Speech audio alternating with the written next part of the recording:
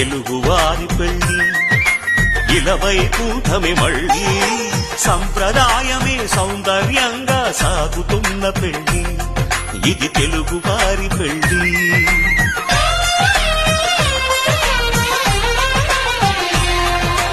తెలుగువారి పెళ్లి ఇలవైకుంఠమే మళ్ళీ సంప్రదాయమే సౌందర్యంగా సాగుతున్న పెళ్లి ఇది తెలుగువారి పెళ్లి.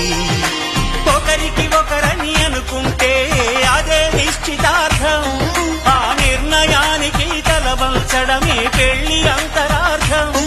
శతమానం భవతి అంటుంది శ్రావణ మాసం, శ్రావణ మాసం, శ్రావణ మాసం.